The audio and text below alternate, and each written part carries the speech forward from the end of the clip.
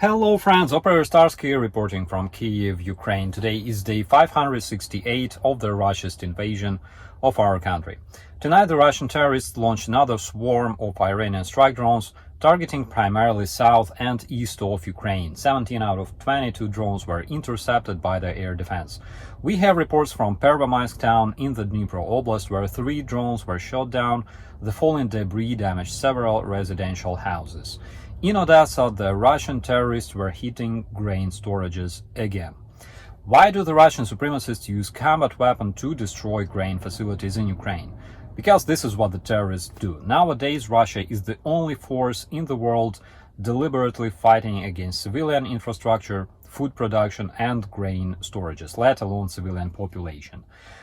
Their intention is to destroy Ukrainian export because a lot of foreign countries depend on the Ukrainian production, and this way they want to manipulate the international community because they are true terrorists. The situation is pretty serious. Currently we know that even Bulgaria is consulting with NATO allies regarding the partial blockade of its naval economic zone by the Russian terrorists. Because since the invasion of 2022, the Russian supremacists violated every possible rule of war, this Monday the office of the International Crime Court was officially opened in Ukraine. The representatives of the International Crime Court will keep collecting evidence of the Russian war crimes on the ground. We have a bunch of good news though, because the General Staff of Ukraine reports another record number of destroyed Russian artillery systems. 42 of them were hit in the past 24 hours.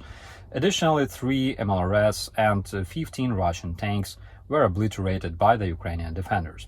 Also, the General Staff of Ukraine confirms hitting a Russian submarine in Sevastopol.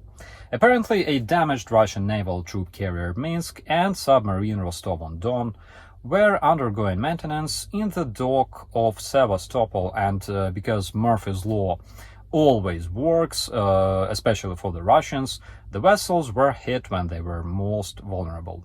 But it's okay because, as we know, last year the Russian submarine fleet expanded due to a flagship Moskva joining its ranks.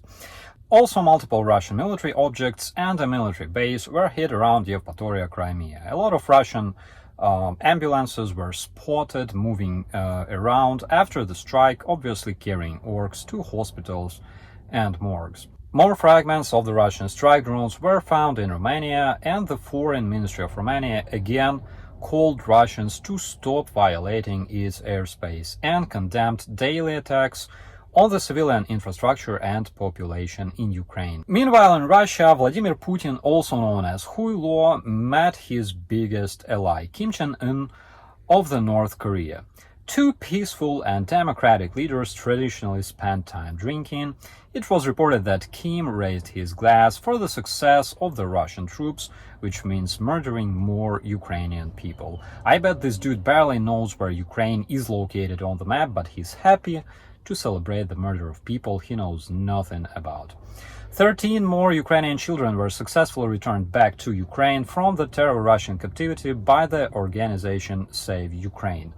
The team conducted 11 rescue operations and returned home 176 Ukrainian children who were forcefully deported by the Russian terrorists. And on a separate note, a new convoy of trucks has been delivered to Ukraine by the NAFO troops, NAFO 69th Sniffing Brigade. Andrew Mercado delivered drones provided by the Enforcer and his team, which means miracles happens because Ukraine united good people around a beautiful cause of helping the Ukrainian defenders and civilians. And as I mentioned it hundreds of times before, the Ukrainian people will always be grateful for your support. My name is Operator Starsky, reporting from Kyiv, Ukraine. As always, be safe.